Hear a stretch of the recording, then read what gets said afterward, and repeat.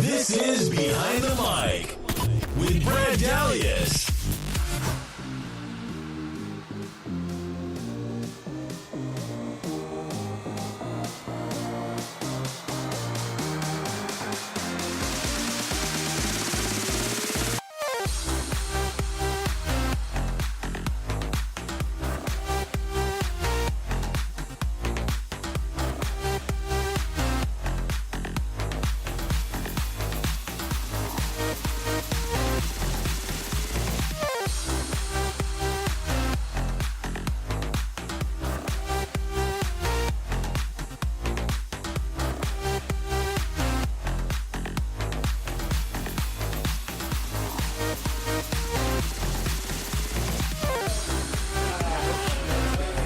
From Grunion Sports Bar and Grill here in Manhattan Beach, it's Behind the Mic. Brad Dalius and Keith Jackson with you on this Wednesday evening, March the 7th, 2018. Live at BehindTheMicShow.com and on the Behind the Mic app. Great to have you with us here at Grunion's once again. Come on inside over on Sepulveda Boulevard, as I said, here in Manhattan Beach. A lot to dive into in the world of sports tonight. We have college basketball. March Madness is just upon us here. The conference tournament's in full swing this week. Pac-12 tournament officially tipped off today in Las Vegas. USC gets in on the action tomorrow. They had that nice little bye, Keith, into the quarterfinals. They're going to take on the winner of Oregon State, Washington. That game currently in progress as we speak. We're going to speak with Matt Lowry from SB Nation tonight around 7:30. Matt's going to talk with us all about USC men's basketball. What are their chances? We know in some brackets they're a bubble team, and others they're in the tournament. Where are they? We're going to talk with Matt about all that, including the Pac-12 tournament in itself. Did the Trojans have to outright win the tournament to get into the NCAAs? We'll cover all that with Matt Lowry, like I said, around 7:30. We have to recap the Ortiz-Wilder fight. From last weekend, Keith, that we talked to, a really great guest last week who was able to really fill us in on a lot of great stuff with Andre Berto there. We had a lot of fun talking with him last Thursday. Canelo Alvarez test positive for a banned substance. What does that mean for his future? We can get into that tonight as well. Big day across the National Football League. The Rams trade Alex Ogletree to the Giants. We'll discuss it. Phil Mickelson wins in Mexico over the weekend. Phil playing pretty well here as we are just about 3 weeks or so away from the Masters at Augusta. So a lot to talk about in the world of golf. March Madness, though, is where things are at right now, first and foremost tonight here on Behind the Mic. USC basketball, as I said, the Pac-12 tournament getting underway today in Vegas. Other tournaments currently going on as well. You have Syracuse battling Carolina right now in the ACC. Pretty much a must-win for the Orange there, Keith. I mean, we've been talking about this for a couple weeks now. They've been a bubble team. They really need to win probably the tournament outright to even get in. Yeah, absolutely right, Brad. We were earlier talking about this off the air, was basically, when's the last time you seen Syracuse in the NCAA tournament? And I believe it's been 2 years now. This could possibly be the second year if they don't win outright this time. So, and that's not good for them. Yeah, it's not. Just to be clear. Yeah, it's not good for them. Remember, Syracuse is known for their basketball, not their football program. They're known for their basketball program, and Jim Boeheim is like is the greatest coach they ever had. So. The question is will he be on the hot seat for the simple fact that this is the second time they won't make it if he doesn't? Is his job on the line right here, this tournament, if he doesn't make it? They got snubbed last year, which was interesting. I thought I honestly should have got in, but they just didn't have enough wins last year. And then this year, when you look at them playing this year, they really haven't had a notable win.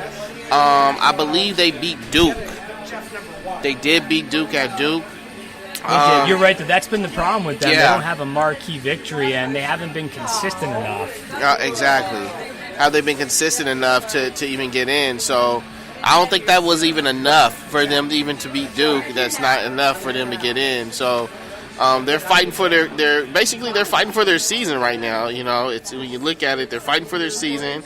And we'll see. I mean, if they don't get in, I don't even think they even make the NIT this year if they don't make the NCAA tournament.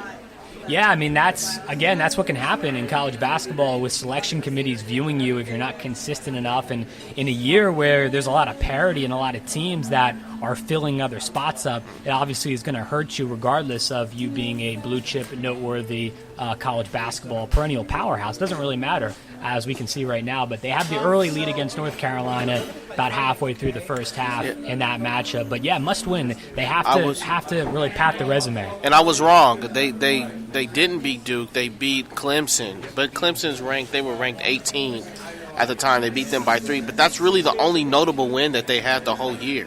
So, well, we talked about Clemson basketball comparable somewhat to the Clemson football program at this point. So, I mean, strength of schedule, though, when you look at it in terms of strength of schedule, it's tough for them because the strength of schedule in the ACC, I mean, you got like 5 or 16 that are in the top 25. That's number one. And then, they play Kansas, who's a possible favorite for the NCAA tournament this year. They lose to them. And they played some really tough teams throughout the season. But the bottom line is you got to win them. Yeah. If even the ones that they're ranked, if you at least got to keep those close, like they did the Clemson game. They beat them by 3, but you got to at least keep those close so you can't get blown out by 20 or something points like that. But, I think games like Notre Dame hurt them. They lost to Notre Dame. They lost to Wake Forest. And then you lose to teams like St. Bonaventure. Like, you can't lose those games, So, when you look at it, they really have some teams that really hurt them in terms of them getting in the bubble. They're on the bubble, but it seems like they really have to win outright. They got 20 wins this year, which is great, but the teams that they lost against, I mean, are teams they're not even playing right now anymore. That's why they're on the bubble, right? Yeah, so it's going to be a tough thing, but I don't know, man. It'd be kind of weird for me to see Jim Boeheim not coaching for Syracuse. I mean, Jim Boeheim, if you think about his coaching resume alone, I mean, he coaches with Coach K on the sideline with Team USA. He's just highly respected. He's like that Greg Popovich type of coach that's, with them. He's like, when up there in the NCAA tournament, what do you think of? You think of Roy Williams as North Carolina. You think of Coach K, and you think of Jim Boeheim. Yeah, you do. Bill Self in there as well. Bill Self, you could throw in there. Calipari now. I mean, you can see Calipari in there a little bit, but Syracuse. He's in that group. But Syracuse, Jim Boeheim that's like the guy. Like, he's the guy people want to play with. I think last year he won. Last year he got 700. He had a 700 win. Mm-hmm. So he's got a great record, but you got to make it to the tournament if you're in those Syracuse basketball pros. They take their basketball very serious, and he's got to make it to the tournament. He has. He was 10th this year in the ACC conference. So yeah, these are lean years for them. There's no question. And even though they weren't to the Final Four a few years ago, still, I hear what you're saying, Keith. But just based off of his whole body of work there, all the success he's had over the years, the championship, the Final Four appearances, the big victories, as you said, over 700 career victories. I just think that he will always go out in his own terms. Really? Unless something very unforeseeable happens, I think he will go out in his own terms. I just think, they're not being pushed from the football program, and there's nothing else at the school they can compare it to. They've been the most successful program at the school, so, I mean, they're the kings there. So they're going to – he's going to dictate. Well, let me ask you this then. Let me ask you this, though. But does it hurt recruitment? Because does it hurt the recruitment? On top of that, you're people are accustomed to seeing Syracuse go deep into the NCAA tournament and go deep into the tourney. And to not see them do that, I believe, to be honest with you, I think ever since they merged over and they went over to the ACC, it's been tough for them. It's been a tough, very tough conference for them. It has been, and this is something that not a lot of people have talked about, Keith. You're right. Different teams switching conferences. We saw it a lot in college football a few years ago when you had a seismic shift with a lot of teams moving around. And in college basketball, obviously, it's been discussed as well. But people don't really talk about the impact that it's had on certain programs. You're absolutely right. Syracuse has not adjusted as well as other teams have, who has shifted around. and it can be very difficult. Obviously, the ACC is a better conference at this point than the Big East. Yeah. And they're right up there probably with the Big 12 as one of the best in the country. So Duke and North Carolina are always perennially good. They don't have down years. No, they don't. They just don't. It doesn't happen. With Krzyzewski and Roy Williams at the helm of those two schools. So Syracuse obviously puts himself in a tough position coming to the new conference. But as far as hurting recruiting, I think Syracuse historically has always had an uphill battle recruiting based off of geographical location.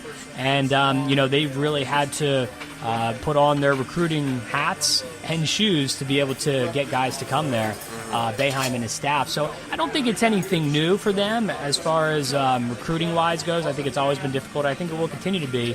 But obviously they're going through lean years now. But still, it's not like the bottom has fallen out for them. And I just think he will continue to be there as long as he wants to. Yes, they could probably, they would benefit from a change of scenery as far as head coach goes and getting something new in there, but I don't think we're going to see it. You know what hurts them, I think, the most, though? It's the guys, the amount of guys. They got a lot of juniors. They got some juniors. So they got a good balance. They have one senior this year on their team, and that's about it. And then they got a bunch of juniors and sophomores. But you know what really hurts them about this? Is how many of these guys declare for the draft? And that's what hurts them. And that's why you can't get a good team, like a good nucleus in there, because guys are constantly entering the draft after 1 year, So and that's why the one and done, I hope, to me, they should get rid of it.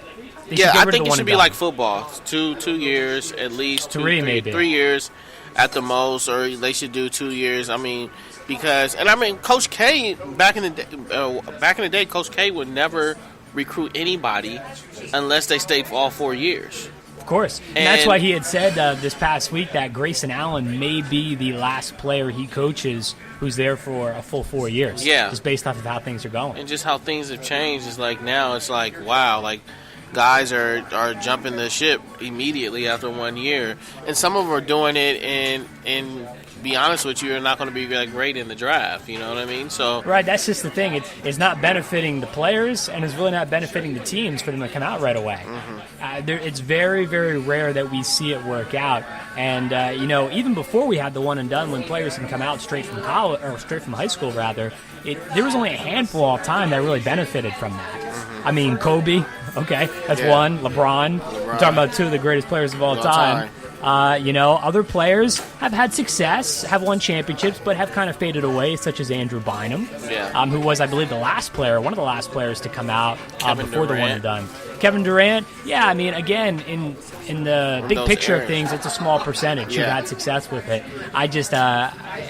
To me, the one and done has not served its purpose. It's not really benefited any party. And before that, it was even worse, obviously. Yeah. And I think, 3 years, maybe raise the age to 21.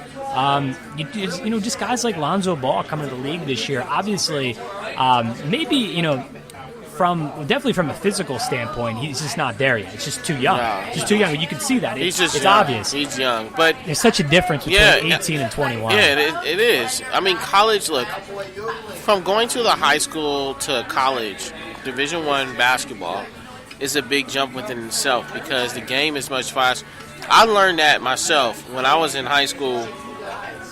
I could do anything. I never lifted weights. When I was in high school, never lifted weights at all.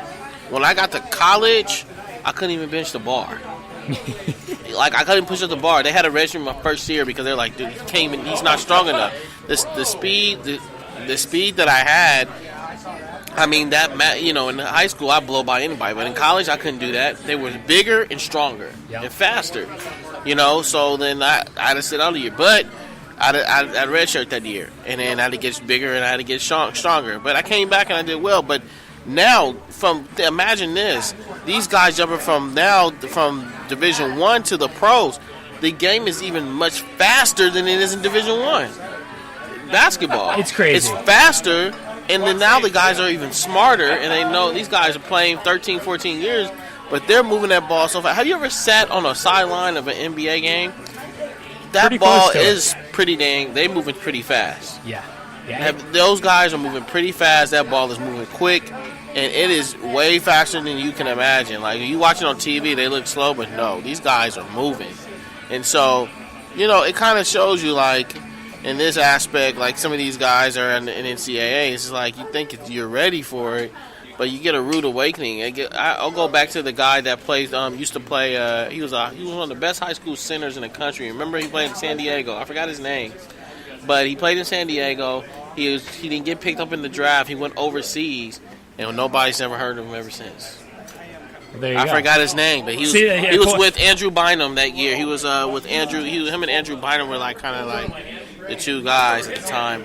I'm going to look up his name at our break. Case in point, though, you can't remember the name. Yeah, it's true. History. You can't convince me that it helps anybody with the one and done where players just come out right away. Like I said before, you just can't do it. I mean, everyone would benefit from at least 3 years in college and or raising it to 21. It really just would. I mean, you think about college fans, number one, want to see these guys in college for a long time. Exactly. Because how many guys who are one and done, if they were to have stayed longer, either one, they would have only gotten better as a player, or two, the team they were on would have only gotten better overall. And, the trajectory of that team might have been different.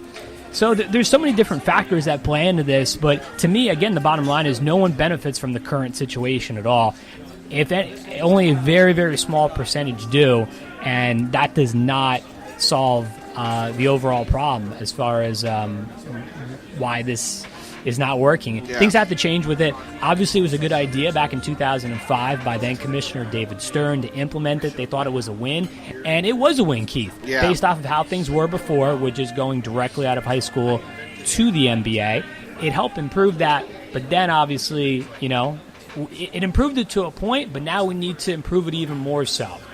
Yeah. And it's definitely time for that. And I think, Adam Silver, the commissioner of the NBA, I think he realizes that. I think you're going to see proactive steps. Obviously, it was announced this past week or so that they want to be more involved, not only from a basketball perspective, but from a personal private life perspective of some of these young kids who are coming out from high school, making sure that not only if and when they're going to go to the NBA, if they're ready for that, like I said, from on the court, but also in their personal and private lives, making sure that they're able to withstand everything that comes with it. So I really like the direction the NBA is going. I have my concerns about the NCAA and with the direction they're going. Mark Emmert, to me, has been a joke.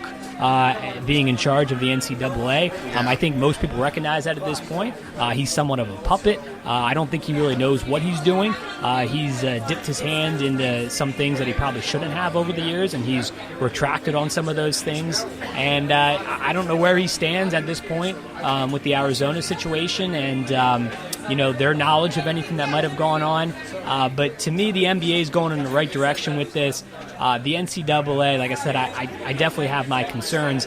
And not to mention that, I know, Keith, you and I were both arguing about this last week, should players be played or not. And I talked about how, they generate multi-million dollars. The NCAA does that itself. It was just announced today in a report that they're actually now, for the first time, over $1 billion entity. So it's only growing. The money is only growing in the NCAA. Not a big surprise to anybody, but it has crossed that plateau here and now. So, something has to be done because it's all about the players at the end of the day. The players drive these sports. And without the players, there's no leagues. Without the players, no one's coming to pay and to watch these different teams in these different sports. So it's got to be about the players and getting their situations right. Yeah. You're totally, absolutely agree with you. We can debate that all day. I still say they don't get paid.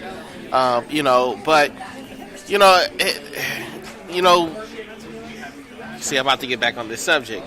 I don't want to but I'm just say this. And my thing is they're getting an incentive. They're getting the free education. They're getting taken out their neighborhoods that they were in. They're getting to go into a whole new environment of things that they've never experienced in their life. And to me, like, that's an incentive, like, they give. Now, I'll put it like this. If they weren't getting money, if they're not getting paid, then maybe what they should do, the NCAA should do is say, hey, look, we'll give you an incentive. We'll give you those 2 years. If you leave in those 2 years, whatever, we'll pay for your master's or something like that. You know, if you want to go get a master's degree, whatever. If you stay without the 4 years, if you don't stay the 4 years, we'll pay for your 4 years. That's what we're there for. We pay for you as long as for 4 years. But after that, you know, you're on your own. Then I say if they do go in the draft, those 2 years, whatever, they leave, and they come back, they want to go to school, whatever, that, you know, the NCAA should hold up with that contract and, you know, give them those other extra 2 years, whatever, to finish up, whatever. That whole thing. But, you know, I just don't think, I don't know, I'm not just not in agreement of them getting paid because, number one, they're kids. And in college and kids, you know, they're going to spend their money on who knows what, the new shoes. I mean, I did. We all did, you know. You know, even when we're getting scholarship checks, we still go, I'm going to the mall, go get some shoes. Or I'm going to go get this and that. Or I don't need books this semester. I'm just going to spend the money at the mall or going this and that, you know. That's what you do when you're in college and you're a kid. You're going to start spending stuff that you really don't need it for. And to me, the education is the most important thing because any given day you can blow a knee out. Any given day you can blow you know, there's a lot of guys that have been injured quickly. Shoulder separations, things like that sort. And what do you have to fall back on? Nothing. And that's why I think that particular example right there plays into both arguments because when you look at it from that perspective, okay, it could be a short shelf life. We don't know. Might as well make money now while we still can. But how much money are you going to make? You're not. If a kid comes in, if a top recruiter kid comes in, and they only going to get a couple $1,000s for playing the season. I mean, how's that going to help your family? How's that going to? It's not going to help anything. Oh, that money's going to go to. That money's going to go. A couple $1,000s is not going to help your family anywhere. What's going to help your family is you getting a degree or an education, and then making a business surplus or getting somewhere in life where you can pull your kid, your family out the neighborhood or out to wherever they're from. Like, that's what you do. You develop, you be able to make your own business, develop jobs, and maybe make a family business that makes something, that can get something out of that. And then now you got your parents employed, your family employed, and making some type of money. And then they can get themselves out that situation. But just like going there and say, oh, give them for the season, here's $20,000 for the season. I'm just hypothetically just saying. Well, $20,000 is not going to help somebody get out the projects. I think there's different points here, like after the fact, that can be discussed. Yeah. My biggest argument is just talking about the giant pie of revenue that the NCAA brings in and the schools themselves, just talking about that initially and how that should be divvied up amongst everyone. Dick Vitale at ESPN, I think, said it great the other night on one of the broadcasts of, he was actually doing the Gonzaga game in the semifinal of the Western Conference tournament, just talking about how everyone's making money. Dick Vitale himself admitted he's made a tremendous amount of money from the NCAA, ESPN. It's built his whole entire career. We've already discussed all the top-tier coaches in college basketball with the USA Today report and everything that they're making. It only makes sense to share that pie with everyone. To me, that's where the argument, that's where the whole discussion starts. Now, we can kind of, we can peel back layer by layer after that point, after the fact, and discuss being fiscally responsible. Which obviously that's going to be a hot-button topic with some of these younger players. And that is a point of concern, obviously. And maybe that's where different groups are started. Maybe that's where the NBA comes in with somewhat of their new initiative to help out young players coming out of high school. Perhaps they could step in that situation. I think there's things that can be done here to solve the fiscally responsible area. If that's the big concern with all these kids, to me, if that's the biggest thing, I think we can do things to help them for that. I just don't buy that because that they're so young, and that's true, they are. I just don't think that should break the whole thing of they shouldn't be paid because they're so young and they're just going to blow all the money away. Well, yeah, I mean, I don't think that's the whole thing, but the thing is, it's like, look, if I'm paying, if the bottom line, if you're paying, and I keep going back to this hypothetically, like with USC, $60,000 a year, and for 4 years, and your kid that stays 2 years, that's $120,000 you're paying for your school education. It's free. I mean, they getting paid. That's what you're getting paid. We're paying for your education, which it goes longer than you knowing how to put a ball in the basket, or you knowing how to score a touchdown, or whatever the case may be. Like, you're getting something. You're staying on our campus. You're playing for a program that's going to long term send you not just you, but your family, put yourself in a good situation, rather than short term, which is, let me just give you $50,000 for the season because that's what you did. What is that going to do? You got so many, like I said, and it goes to this, and everybody, a lot of these kids that play are getting full athletic scholarships to play football or whatever. Their families basically will not be able to, or not financially can't take care of that. In most cases, I'm not saying in all cases, but most cases financially, it's because they're getting a free education, whatever, to play football, whatever program, because financially their family can't flip that buck, that's historically a lot of these guys that you see in the NBA now, these guys didn't get paid. DeMar DeRozan came from Compton in California. He went to Compton High School, and his family couldn't afford him to go to USC. So he got a scholarship. But now look what he's doing now. Not only, he's one of the star players. We're watching him on TV to this day right now. He's making millions of dollars. He's gotten his family out the neighborhood. He's gotten his cousins, everybody out the neighborhood. His cousins, friends, everything out the neighborhood. Why? Because SC gave him an opportunity. And that's great. And that's what I'm saying. That's long term. And on top of that, he's got a degree. So, and long term. So, the short term is what? Let me give him, instead of me paying for his education, let me give him $50,000 so he can go give it to his family. His family still be in the neighborhood. If just for $50,000, that's not enough. You see what I'm saying? My thing is, take my kid. You gotta. I'm not saying you have a kid, but if you have a kid one day, and you're in a situation, your kid is a phenom athlete, right? And he's a phenom athlete, and let's say he wants to go to, I don't know, your favorite Penn State. Let's say he has an opportunity to go to Penn State, right? Okay. And let's say, for instance, you're like, damn, you and your wife or whatever can't afford to send them to Penn State. Or your family's like, man, we just don't have it to send to Penn State. But they're like, well, Penn State comes to you and said, well, we're going to take him there. He's going to go to Penn State. Room and board's taken care of. Books, financial aid, everything taken care of. And that's a dream school of his. You're going to be like, absolutely. You get what I'm saying? That's the pay. That's the payoff. But if he's like a standout, let's say, in a sport, in basketball, football, whatever it may be, I would want him to get paid for the service he's providing the school.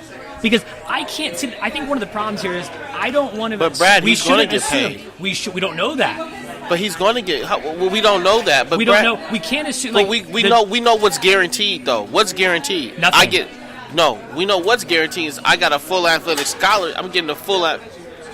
What's guaranteed? Oh, we got a call coming in. Okay.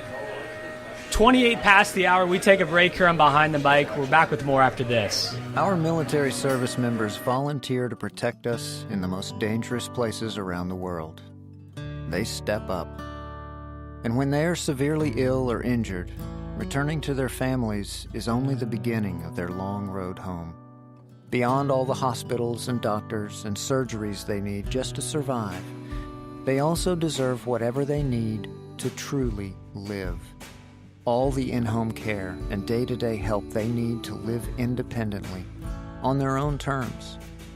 Wounded Warrior Project long-term support programs were established to provide these brave men and women whatever they need to continue their fight for independence, at no cost, for life.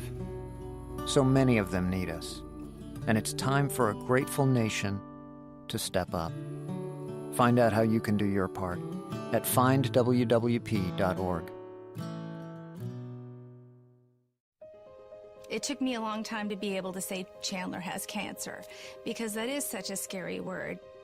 St. Jude takes care of absolutely everything. And knowing that we don't have to pay for all of the medical expenses, that's huge. St. Jude allowed me to focus on being a mom to Bryce. And sometimes I'm just in awe of the impact St. Jude has, not only on this community, but the world. St. Jude is uniquely positioned to advance the cures of pediatric cancer, I think better than any other institution in the world. The contributions make a big difference. Donors are important to us because you get the feeling that you have a team behind you. We have the resources and we have the focus. And so if St. Jude doesn't do it, who will? St. Jude Children's Research Hospital. Finding cures, saving children. Learn more at stjude.org. We all come together and stand together to serve our veterans. We invest in the latest technology. We take the time to train the next generation of doctors and nurses. We work together to make sure we heal their bodies and their minds. This is our mission. More than 300,000 of us working as one, together with families and loved ones. No matter where they live in this country, we'll be there. We stand strong, united. Stand with us in caring for our veterans. Hi, I'm Danica Patrick and proud aunt. Watching my nieces grow, play, and learn is amazing. But not every child gets to be carefree. 1 in 6 kids in the U.S. are hungry. 1 in 6. That little girl sitting alone at the playground, she can't play like the other kids. She doesn't have the energy because she's hungry. School lunch will be her only meal today. It breaks my heart that this is the reality in our country, but it's something that Feeding America is working to change. Each year, the Feeding America network of food banks rescues billions of pounds of good food that would have gone to waste. This food is then provided to families and children in need. Being a kid should be about using your imagination, learning, and having fun. These children shouldn't have to miss out on simply being a kid because they're hungry. To find out how you can help end childhood hunger in your community, visit feedingamerica.org. Brought to you by Feeding America and the Ad Council. Everybody buckle up. Mom. Buckle up. Let's go. Buckle up. Can we go to the store? Mom, buckle can we get up. some ice cream? Everybody, buckle up. A lot goes on in the car, but you're in control. So only move when you hear the click that says they're buckled in. Never give up until they buckle up. Learn more at safercar.gov/kidsbuckleup. A message from the National Highway Traffic Safety Administration and the Ad Council. Hey there. What's up, bruh? Hello. Aloha. Hey, y'all. Hey. Hola. Hi. It takes a lot of voices to create the sound of us. The Y welcomes all of them with open arms. From career readiness to safe spaces, the Y is there, no matter who we are. Now, more than ever, they need your support. Donate to your local Y today. The Y, for a better us. Read by members of the Y. You're listening to Behind the Mic with Brad Dalius.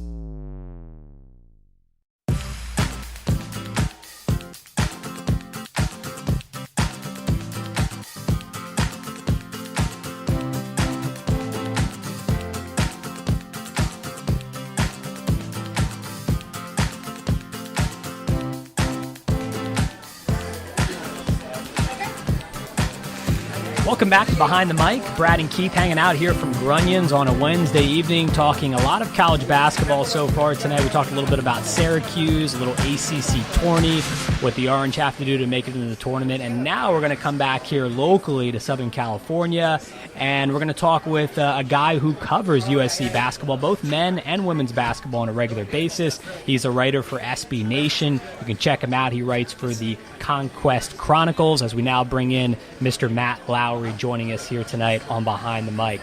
Matt, how you doing tonight? Thanks so much for coming on the show. Thanks for having me. I'm doing pretty good tonight. Just glad to see these conference tournaments get underway. It seemed like it's been taking forever for us to get here. I'm telling you, we're all stoked about it. Myself, Keith, everyone else, we're huge just March Madness junkies. Can't get enough of it. As we talked about, Pac-12 tournament officially tipping off today in Vegas. A couple different teams were in action. You had Colorado defeat Arizona State earlier, 97-85. Doesn't look good right now for the Sun Devils, Matt. What is your take on some of these early games. Stanford defeated Cal as well. The Cardinal looked impressive. Some of these early games so far in the first round of this tournament. What do you make of these wins? And, what does it mean for USC coming down the road here?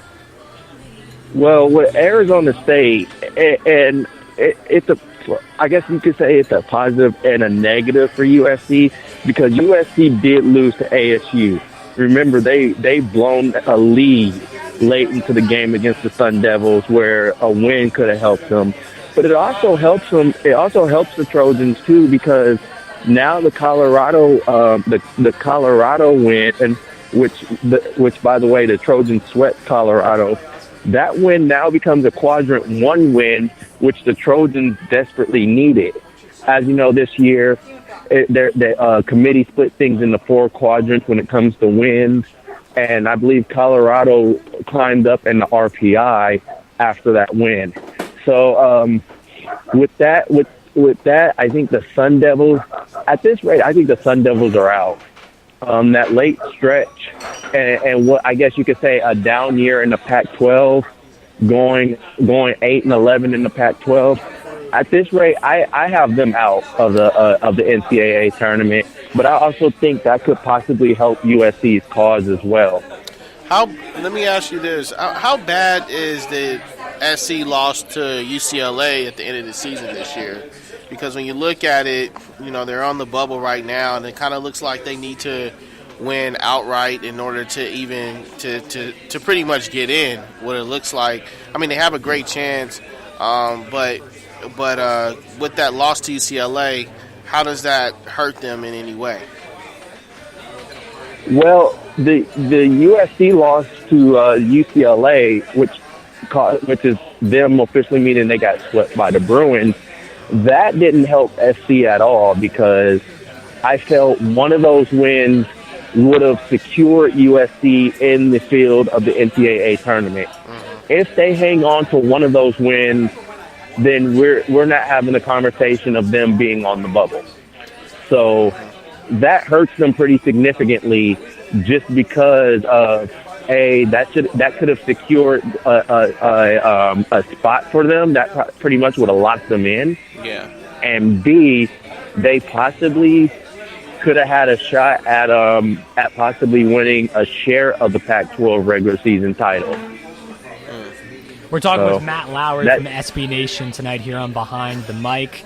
Matt giving us some insights into the Pac-12 tournament, USC specifically as well. So, Matt, USC, they get that bye, fortunately, into the quarterfinals tomorrow night. They await the winner of Oregon State-Washington, which is currently going on. Those two tied at 19 late first half. USC, which team would they prefer to face tomorrow? Do they want to take on the Beavers, or do they want to see the Huskies? Well, I put it like this. If I'm USC fans, I would want Washington to win. And hear me out on this before anyone starts panicking.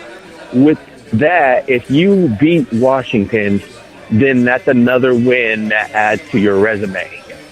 And if that's another win that adds to your resume, that means you have a stronger chance at making the tournament. Remember, the thing for USC is they want to take this out of the committee's hands. The simple way to do it is by winning your conference and getting the automatic bid, and then just relax on Selection Sunday. But if it can't come to that, at least beat Washington, where you strengthen your resume a little bit and help your cause. That way, if you were to face maybe somebody like I don't know, maybe somebody who in the Pac-12, or if you make it to the Pac-12 championship game, then you're good. Because a lot of people are saying all USC needs is just 2 wins to secure their spot. Let me ask you this: How bad of the injury of Benny Boatwright really hurts USC? I mean, he went down that Oregon game, and now they have reported that he's out for the season. I think, personally, me looking when I watched him even last year when they played again in the NCAA tournament, he was a big contribute to that. And then now you see him now, and he's not playing. he's not playing right now. How does this hurt them at all? Should SC fans be worried going from further down the line right now? I'm sorry, I couldn't hear the question because of the noise over there. What was the question again? How bad of the injury of Benny Boatwright? How does that hurt USC anyway? Should SC fans be pretty worried that he's done for the season? That hurts USC significantly, and as I put in one of my articles when he went down, the loss of Boatwright means that the Trojans lost a good chunk of versatility on the floor. Because with Boatwright, he gives you the ability to stretch the floor because he can shoot from the outside, and he can also rebound. But now that you don't have that, that's depth that you don't have on the bench, which for whatever reason Andy Enfield don't utilize as much depth on his team. But that's less depth that you have. And two, another issue with that is now you get predictable without Metu or Rakocevic being in foul trouble. Now you have to kind of go to your bench and see what you have there, because say for instance Metu ends up in bad foul trouble.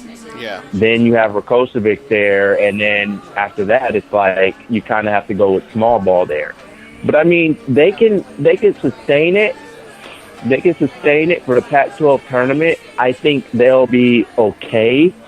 But if they get in the NCAA tournament, that's where it's going to be hard, because once they make that run, then it's like if they try to make that run, that's where it's going to hurt them, because they're not going to have that versatility or that score off the bench that they can rely on. Where do you think this team's mental state is at as they head into this Pac-12 tournament?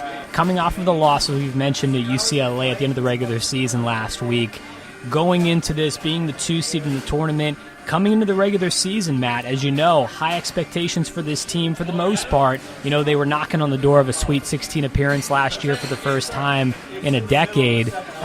Does this team have a run in them, once again in the tournament to make a Sweet 16 because of, where expectations were at the beginning of the season? Are people still expecting that with inside the school? Or have things changed now because of the injuries and such?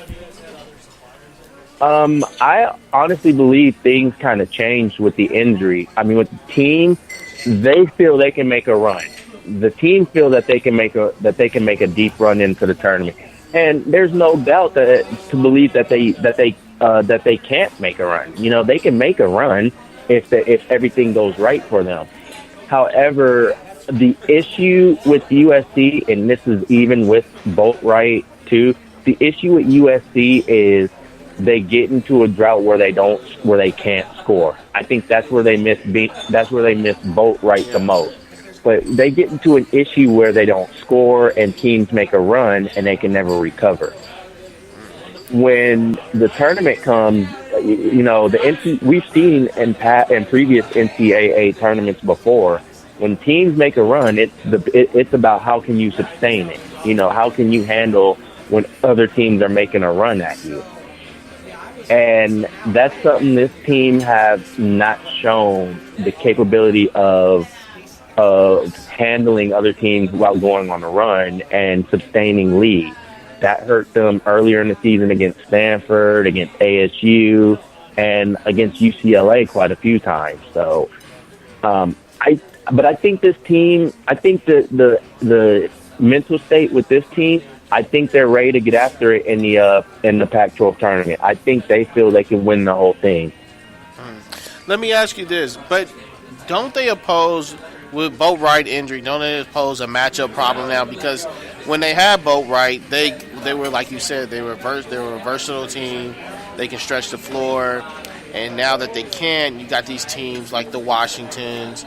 If they play Oregon State, could that be a possible matchup problem for them? Like, now teams can really match up to them, but before they really couldn't. With Well, with USC, with Boatwright, the reason why it's such a matchup problem is because Boatwright can take you off. He's the only, well, I don't want to say the only big, but he can take guys off the dribble. Yeah. And the thing about it is, especially with teams that they go with the traditional power forward of the standard post power forward, they have to come out and try to guard on the perimeter. Now with USC, now you have Rakocevic and Metu. Now you have size down low. So they still have somewhat of a matchup issue down low because now you got two guys who can rebound. With Metu, sometimes it's like here and there with them, but you got two guys who can rebound. So there's still a matchup issue, but it's not as significant as we think, or not as we think, but it's not as significant as it would be with having Boatwright. Once again, we're talking with Matt Lowry from SB Nation here on Behind the Mic. Who needs to step up, Matt?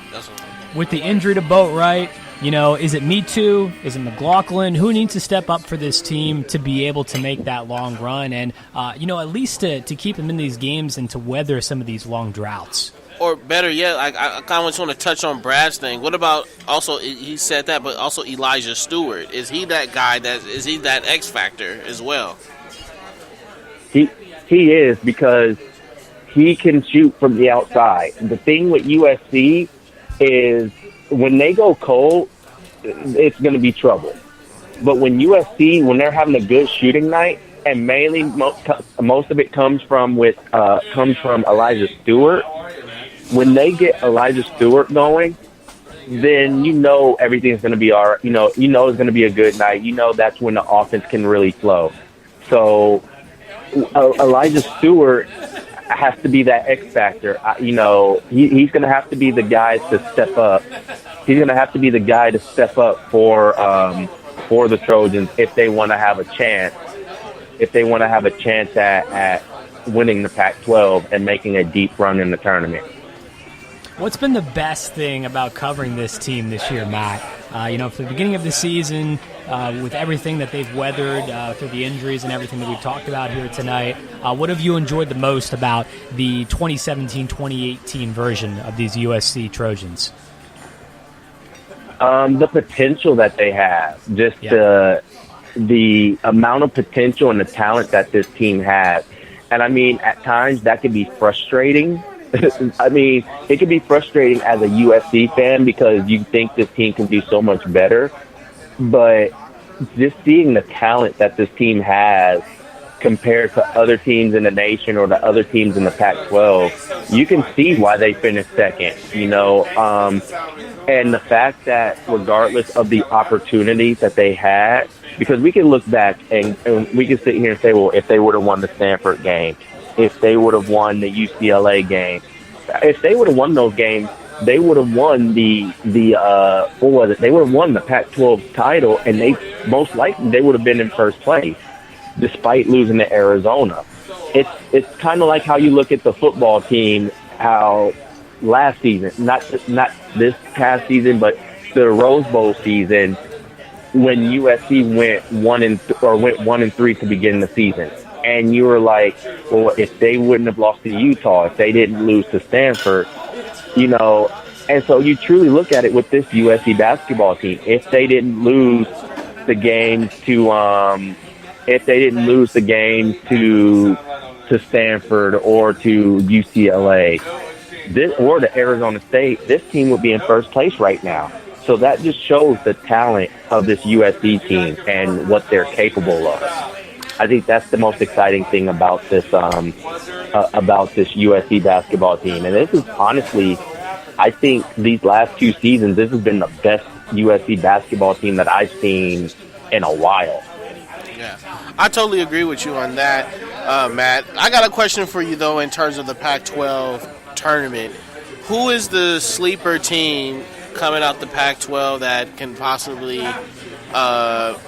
shock everybody when you look at it? You got some the Pac-12 it was wide open this year, up and down. It was up and down. It really wasn't like a dominant team. But when you look at it, who is that team that is the sleeper that you got to watch out for? Quite honestly, I can give you two. I think there's two teams in the Pac-12 that's that sleeper team that you have to watch out for. Washington and Utah. With those two, I would say more of Utah because Utah has been a pretty solid team consistently this year. So I would say most likely if you had to pick one, it would be Utah. But I would have to say Utah and Washington. Not only that, Washington is a team where once they get it going, it is hard to beat them. They can play with anybody at any given time.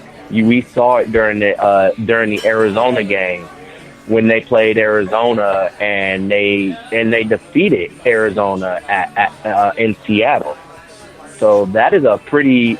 I think Washington is a pretty good team that people got to watch out for, and I mean, one of those teams are going to play their way into the tournament. I think one of those teams can sneak their way into the tournament if things go right for them. If things go right for either one of those teams.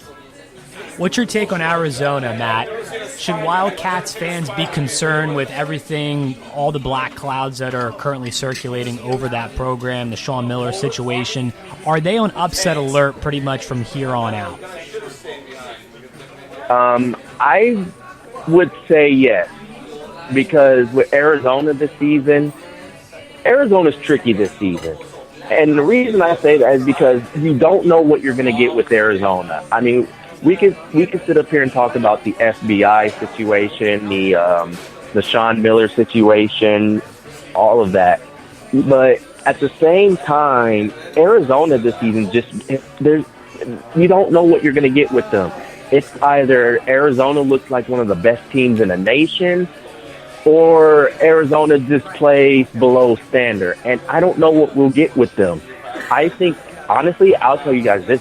I think they're on upset alert tomorrow against Colorado. Yeah.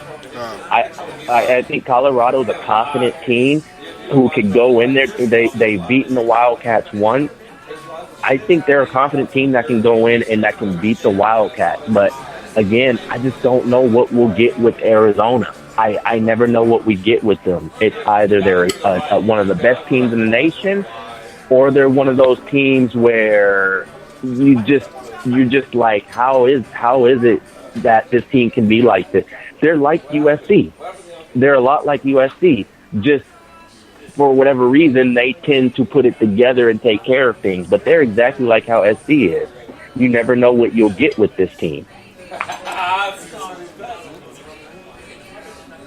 Follow him on Twitter at Matt A. Lowry. SB Nation, check out SB Nation's section for the Conquest Chronicles, everything USC athletics related. Last question for you, Matt, before we let you go tonight. How far does this Trojan team make it the rest of the way? Where do they make it in the tournament, I should say?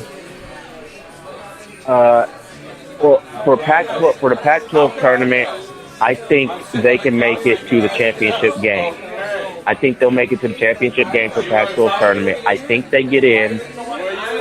Based off of what I'm seeing on the bracketology, don't be surprised if they're in the play-in game. I think, honestly, this team can make it as far as the second round, or not the second round, but the quote-unquote third round of the tournament now, depending on where they're at. I think they can make it as far as the third round, or the second round, as people call it. And if anything, don't be surprised if they make the Sweet 16. I think this is a team that's capable of making the Sweet 16. Without Benny Boatwright, huh? Yeah, I think they can do it without Boatwright. If they can get hot at the right time, and if they get the right matchup, in which at this rate it looks like they're going to get the certain teams at the right time, I think this team is capable of making the Sweet 16 and surprising some people. He's got the pulse of USC sports and the Pac-12 conference. Matt, thanks so much for coming on today. Matt Lowry from SB Nation. We appreciate the time, and enjoy the tournaments. Enjoy all of March Madness here coming up. Oh, thank you, and thank you guys for having me. There he goes, Matt Lowry, once again from SB Nation. Really appreciated his time tonight. Some great insights, obviously, about the Pac-12 tournament getting underway from Vegas today. He likes Colorado. Interesting. You know, the Buffalo are going to take on Arizona tomorrow in the quarterfinals on the left side of the bracket. Stanford won earlier, as I mentioned. They're going to take on UCLA. Those are the two matchups on the left side. On the right, USC awaits, again, that Oregon State-Washington winner, which is currently going on right now. So this is shaping up to be a competitive tournament, Keith, with some drama here and potentially, you know, a lot of different things could pan out. Utah, as Matt said, could make a run. You have maybe a rematch with UCLA taking on USC potentially in the final if those two were to get that far. Arizona, are they going to lose tomorrow? Are they going to be upset by Colorado? Or do they somewhat rally around that whole situation and maybe just flat out win the tournament themselves? You know what I mean? There's so many great angles to this. There is. I personally don't think Arizona would lose to Colorado, though. I think they are inconsistent, but they have enough players on that team that have been to the tournament, like Parker, Jackson Cartwright, and several others that's been there, and they know what the magnitude of what this is. I said if they do get upset, I think they get upset in the tournament, the NCAA tournament, but not the Pac-12 tournament. I can see Arizona going all the way to the championship. So you're still a big believer in them? Yeah, I believe that they can get to the championship for the Pac-12, but an early exit in the NCAA tournament for sure. I do think that. I think that's going to only go so long because just like he did say, because of the inconsistencies they have, they play to the level of their competition, and they're inconsistent. Some days they're great, and some days they're not. And in the NCAA tournament, you got to be firing on all cylinders. And I just think in the Pac-12 tournament that's coming, I think they got so much talent on that team that they're never out of the game.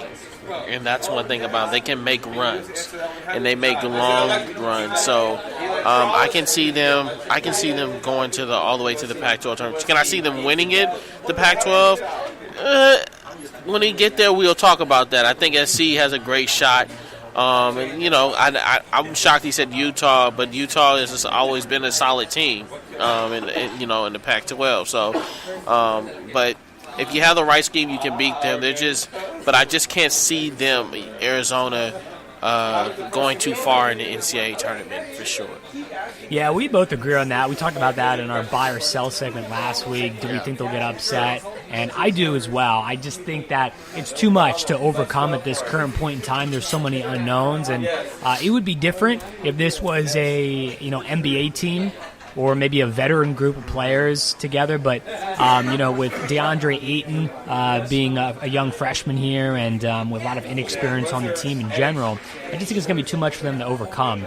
55-51, Oregon State currently on top of Washington, coming up on 2 minutes to play in that first-round matchup. Again, that winner will take on SC tomorrow night in the quarterfinals at 6 Pacific time. So great action here in the Pac-12. Back to the ACC tournament. Currently, right now, Carolina has taken a commanding lead on Syracuse. Obviously up by 18 at the moment, 51-33, coming up on 15 minutes to play in the second half. So it looks like potentially Syracuse's last Hail Mary effort to get into the tournament is probably going to come up short here tonight. Yeah. So that's how things are playing out there in the ACC. Big East tournament getting ready to get underway from New York City. It's interesting. So, the Big Ten tournament wrapped up this past Sunday, which was the first time in, I think, forever that they finished that early. I was trying to figure this out last week because we were doing the show, and we were going through, and it was like, just based off of history and repetition, you're just used to the mid-majors playing early. Yeah, exactly. And then all, the power conferences coming the week later here, which is this week, championship week. Obviously, the Big Ten was early. I think it threw a lot of people for a loop. And it turns out that basically they wanted to finish up early to get an extra week of rest. which that can play in both ways. You know, it does get them rest, but is it too much rest? Is it too much of a break? Because you're talking, this last Sunday here, this couple days ago, they're not going to play their first games until Thursday of next week. Yeah, that's to me is too much time. Like, I don't know, for basketball players, you gotta. One thing about basketball players, why their games are always back to back or a week. They play like 2 games a week or 3 games a week because they need to keep rolling. That sustain that. When they're sitting around there at practice the whole time, just practice, they're just itching to play. It takes a while. And I mean, look, it's not going to hurt.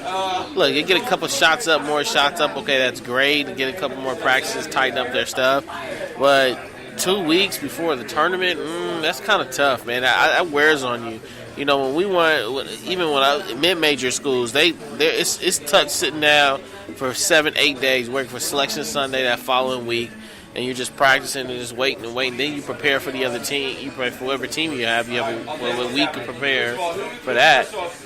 It can take a toll on you.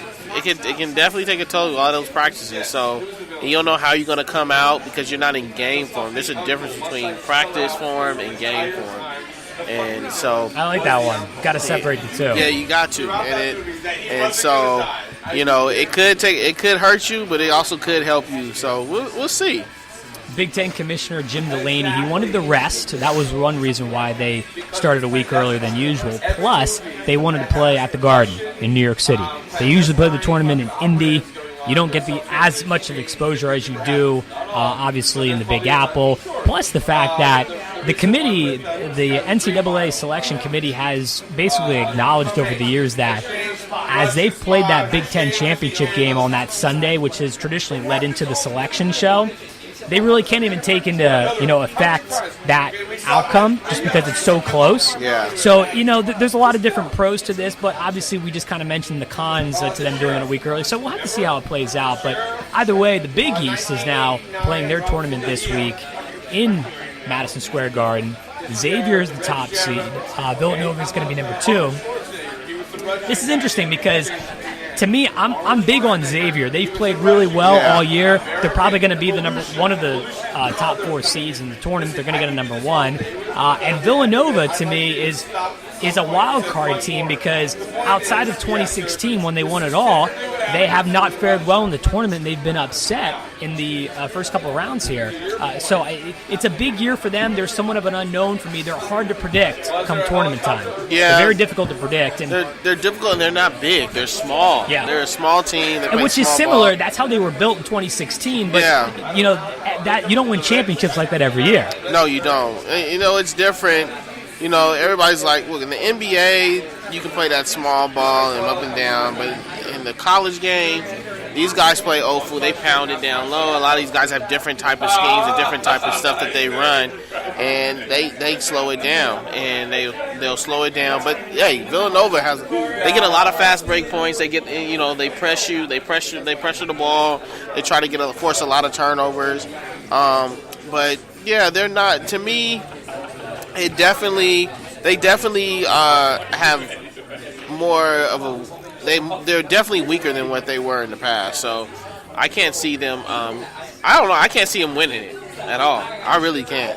I think Xavier is they're a big team. To me, you gotta have a solid 8. Solid 8. Xavier has solid 9.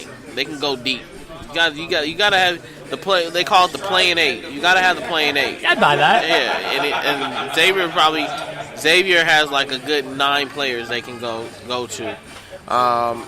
Villanova usually they just rotate about good 6 or 7 players, and they're not big, so I can't see them going too far. Now, depending on where they're placed in the tournament, I can see them doing something, but you just don't want to run up against Kansas. You don't want to run up against Kansas. No, you don't. And then I'm hearing, just reported, Michael Porter Jr. is coming back from Missouri.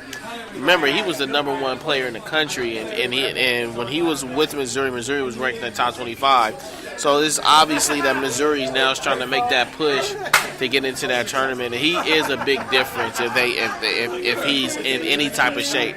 I honestly think probably they're rushing him back because that was a really bad spinal injury he had. And for him to come back, I thought he was going to be coming back next year. I don't know. I think I will wait until the following year before I bring him back. But, yeah, Villanova is going to I think it's going to be it's going to be tough for them. It's going to be tough. 8:04 here on Behind the Mic. We'll step aside for a second break. Lots to talk about still here in hour number 2. Got to talk about the Wilder Ortiz recap fight from last weekend. The Alvarez, testing positive for a banned substance. Want to get some thoughts on that one. And, we could touch on Mickelson, his big victory in Mexico over the weekend. NFL, big day across the National Football League. We'll talk about the Rams and what they did, the Steelers and Le'Veon Bell, and everything else that's happening in the world of sports. Back live from Grunyon's after this. Everyone is talking about healthcare these days. America spends twice that of other developed countries on our healthcare system, yet our health ranks near the bottom. How can we stop spending so much and getting so little? Shifting to a system based on primary care can help fix the problem. Patients with a primary care doctor live longer, healthier lives and are less likely to suffer from cancer, heart disease, or stroke. Primary care that is comprehensive and coordinated also saves money. Patients who have a primary care doctor spend 30% less on health care than patients who don't.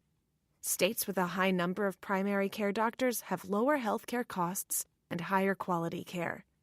Primary care can help make America healthy again.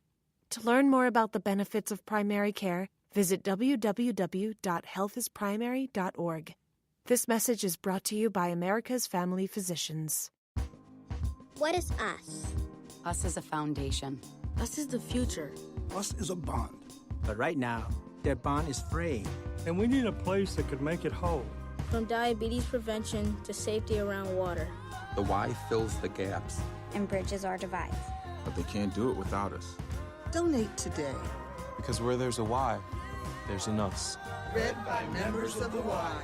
The Y, for a better us. Dave, what are you doing? Just sending a gift to Dave 2037. Who? Me in the future. I save a little money from every paycheck as a gift to Dave 2037, so he can spend it on things like anti-gravity boots or a hologram Doberman, something cool like that. I think Dave 2037 deserves it. He worked hard. What are you getting Steve 2037? I guess I was thinking Steve 2037 would just fend for himself. Well, all right, but don't expect to be borrowing my anti-gravity boots.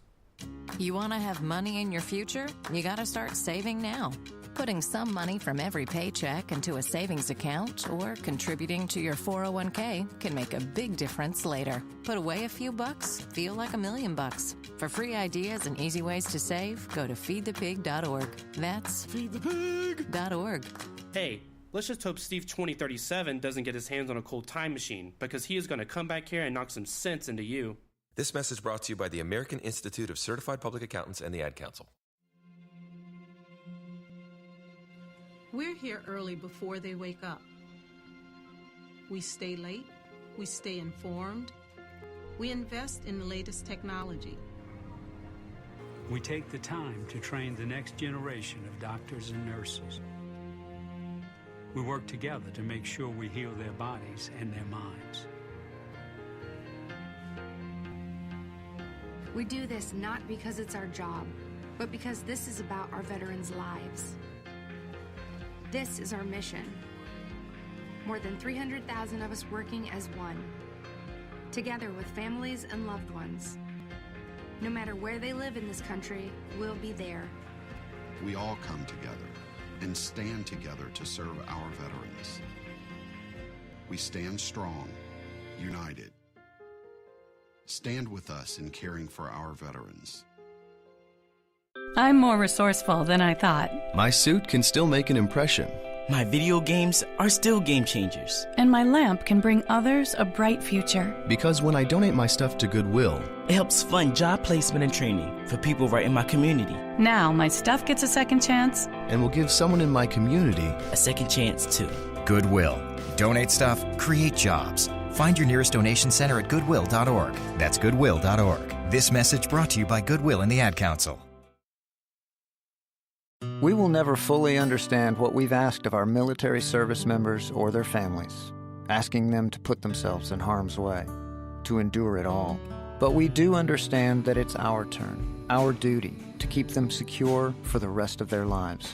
Wounded Warrior Project long-term support programs help our most severely ill or injured veterans live independently, at no cost, for life, so that they might stand at ease. Join us at findwwp.org. This is Behind the Mic with Brad Dalius.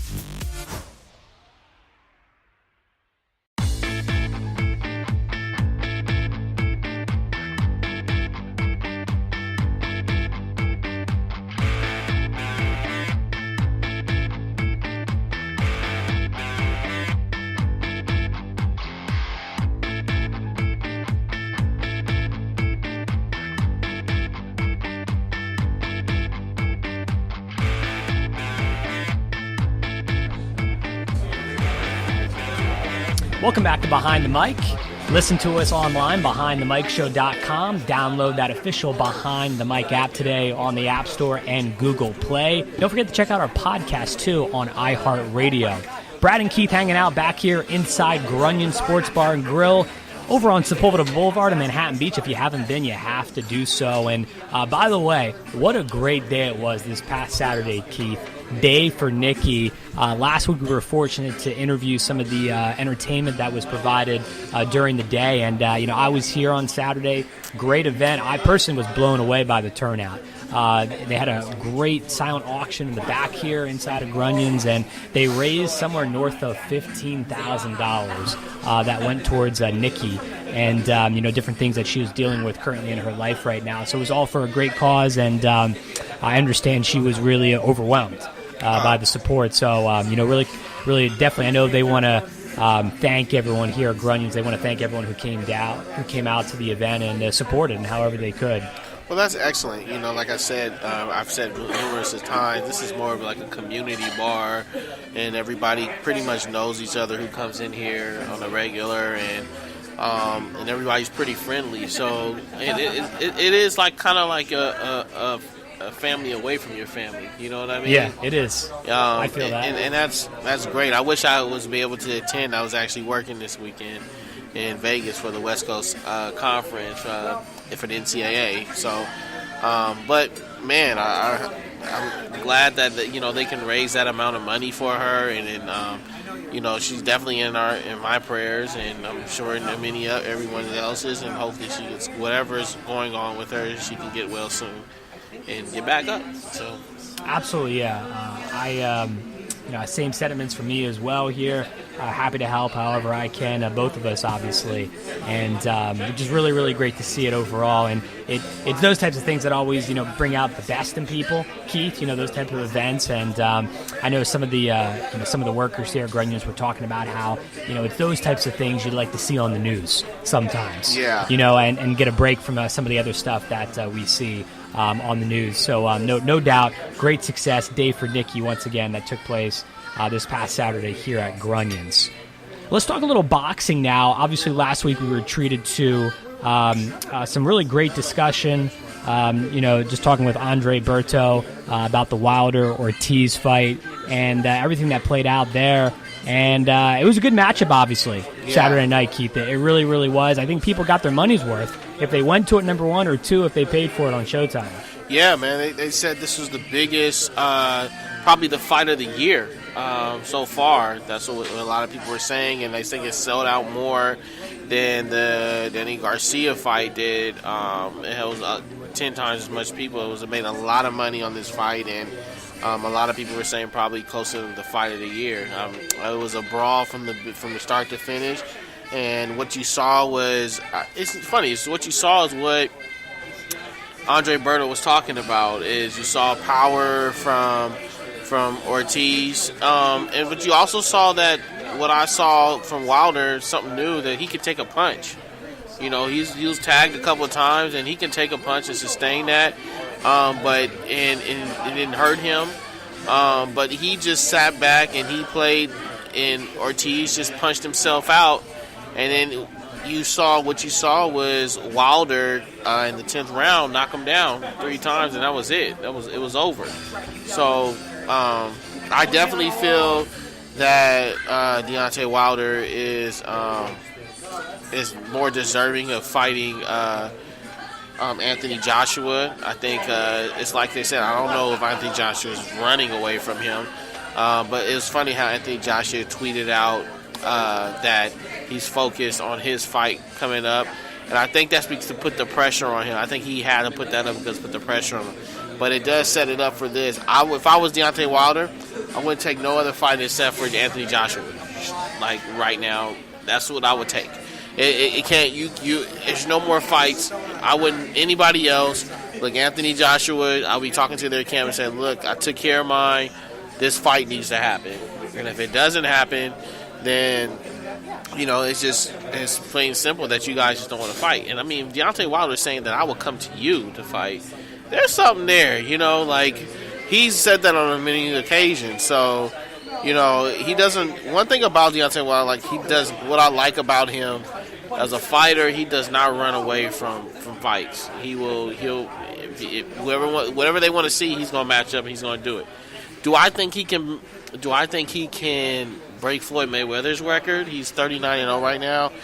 Can he get to 50? That's going to be kind of tough. That's a tough record to break. Yeah, that number is just staggering. Yeah. I mean, it's like Joe DiMaggio's 56-game hitting streak. He wants to get there, and he can. Just the type of style he plays and wild, and he flares his arms and stuff. I just think that it gets me nervous when I watch him fight like that because Anthony Joshua is going to stay in the pocket, and he's going to just, boom, I can see him clipping him on that. The way he throws, he's wild like this, he swings wild and flares his arms.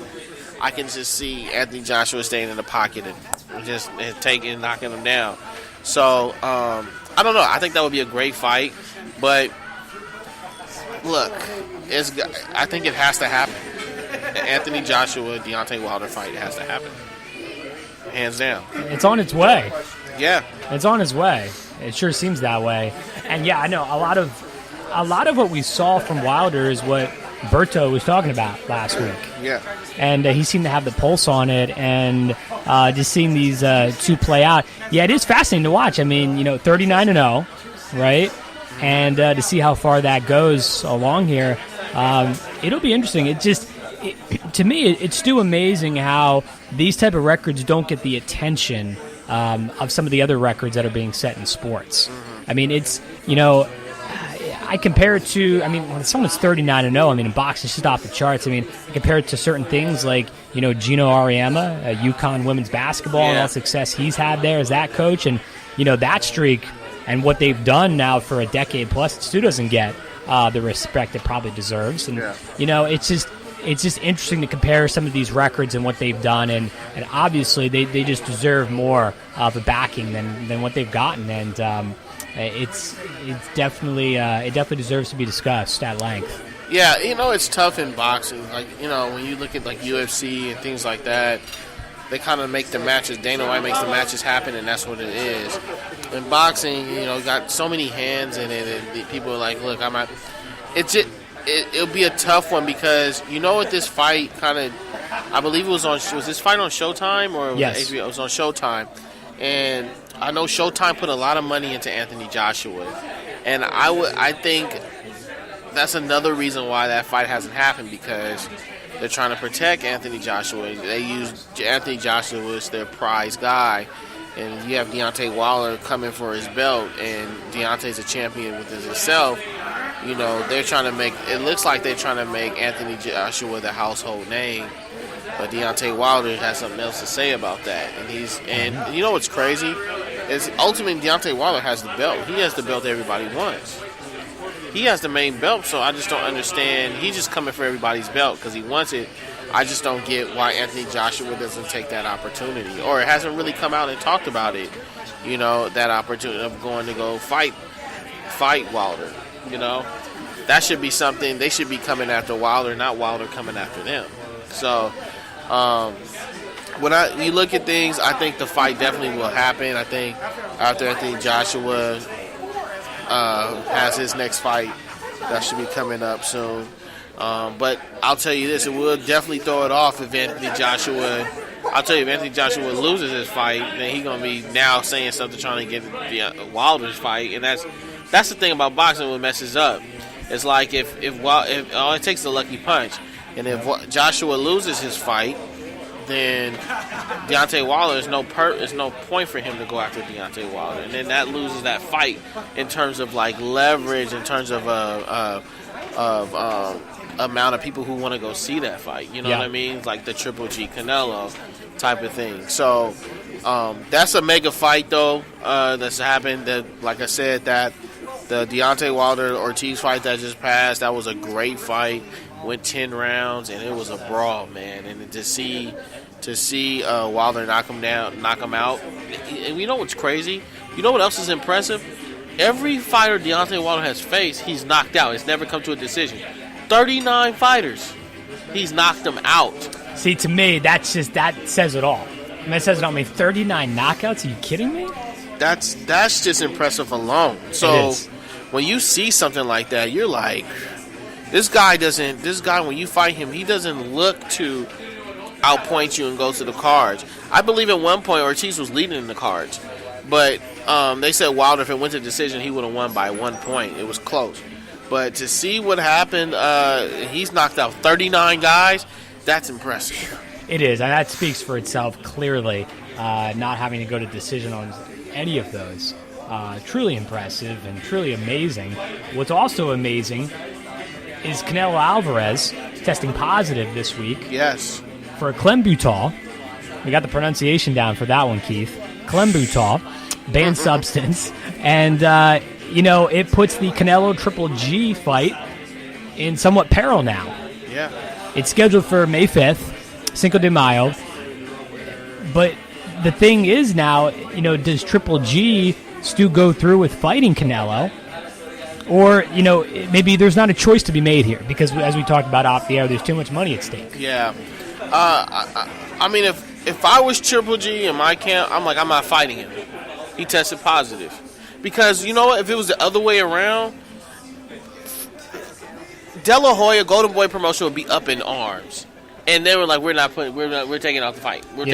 Because, to be honest with you, Triple G is the favorite in this. I mean, Canelo, it's true. Canelo had a good shot at him, hit him in the jaw, and almost knocked him down.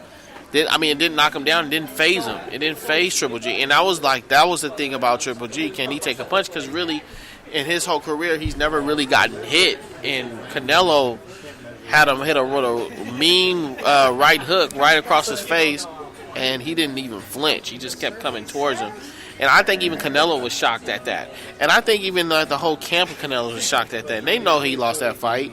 But to sit up here and with these new allegations that just came out that Canelo had tested positive for clenbuterol, it's just, to me, if I was Triple G, I'm not fighting. And I understand there's a lot of money in the fight. May 5th. Cinco de Mayo is a big day. It's a big money fight. This is going to make twice as much money than made last fight, and it's a huge deal. But the bottom line is, I'm looking at the safety of my athlete, of my player, and if we know that this guy has tested positive, I'm not going to put my fighter in that situation to go fight him when I've been doing everything fair. I'm not buying the meat, and I know a lot of boxers out there. Andre Bertos also came out and said it, but a lot of people have come out and said that they're not buying the whole. How you gonna put that it's in the meat that you've been eating up in Mexico? Come on, that ranks right up there with the J.R. Smith soup story. I mean, really, it's like. Come on. Yeah. Now, here's the interesting thing. My take of it is that if they do go through with the fight, Triple G and Canelo, to me, it's more embarrassing for Canelo, is it not? If he has to show his face out there, knowing that he tested positive, isn't it more embarrassing for him? It is. Like Triple G really has nothing to lose in this sense. You cheated. Right. You're cheating. Like the bottom line, you're cheating, and you know what? And that's Golden Boys Promotions' fault. That's Canelo's fault. Canelo's camp's fault for not. If it was in the meat that you've been eating in Mexico, that's their fault for not managing that right. Because you should be able to manage that right. As you say, Keith, wouldn't it be affecting a lot of different people? Yes. If this is the case? Exactly. You tell me it's one specific slab of meat? You've got to be kidding me. There's no way. There's absolutely no way that transpired like that. No way. And there was something fishy. The bottom line is he got caught. And at that point, I would have to push this fight because of that. Yeah. I would say I still want to fight him, but I'll push it. It's not going May 5th. Let's move it to September. It's not a bad, that's not a bad compromise, at least, to push it back. Maybe do like a Labor Day type of fight, somewhere around there. I mean, those are the two. Okay, look, the two money makers is September 15th, and May 5th. Those are the fights those are the two money makers. That's when Floyd used to fight. May 5th and then September. I think it was September 15th or something like that. It was like Labor Day weekend, like you said. Yep. But those are the two big money. Now, this fight alone, yes, it will be historic because Cinco de Mayo, they know that much money they will make on that. It would be insane. But you know what? For the simple fact that you got a guy, and that's in the back of your mind, like, dude, he's tested positive, and that's in the back of my mind.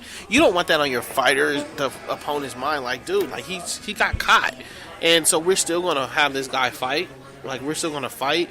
And this guy has got caught for testing positive for climatol. You know, to me, I wouldn't want to put. I think it should not be on the. For the safety of the boxers and for the Boxing Federation, I think the Boxing Federation, if it was any other fight, the Boxing Federation would push this fight. They would probably they would say the fight's off. And they would push that. But I think they need to make a real logical decision, safety decision, and make a fair decision. Because yes, it's got a lot of money in this fight, but you got a guy who got tested positive, and that's not a good situation. Because what does that say to the other boxers out there who's been in these same similar situations? Because it's happened before for many other guys. What they do, they have to fight off or they push it. I think they have to push it. They have to push the fight to be across the board fair and fair to Triple G.